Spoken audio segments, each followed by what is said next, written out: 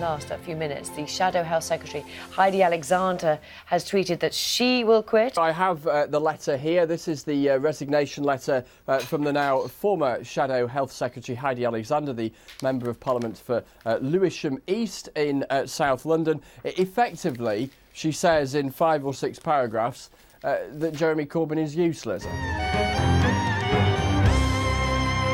Hilary Benn has long been a quiet critic of Jeremy Corbyn's leadership, but this morning it does look as if a full-scale coup against the Labour leader is underway. I said to him that I no longer had confidence Did you call him first? I had no longer had confidence in his leadership, and he then dismissed me from the Shadow Cabinet, which is understandable.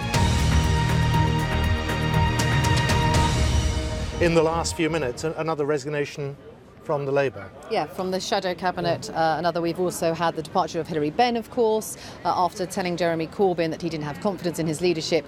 He was sacked. Then we had the Shadow Health Secretary, Heidi Alexander. She has gone, and now Gloria De Piero. There's clearly an organised move against Jeremy Corbyn. Just in the last few minutes, I've written to Jeremy Corbyn, the leader of the Labour Party, with my resignation from the Shadow Cabinet.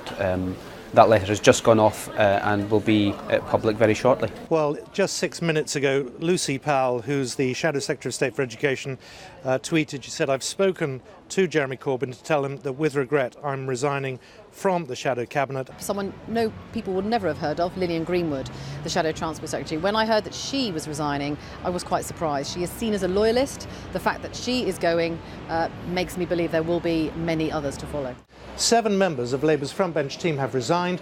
The latest are the Shadow Chief Secretary to the Treasury, Seema Malhotra. Fast moving doesn't even start to describe what's going on here. We're just hearing the last few minutes, in fact, that Vernon Coker, who's the Shadow Northern Ireland Secretary, has also resigned.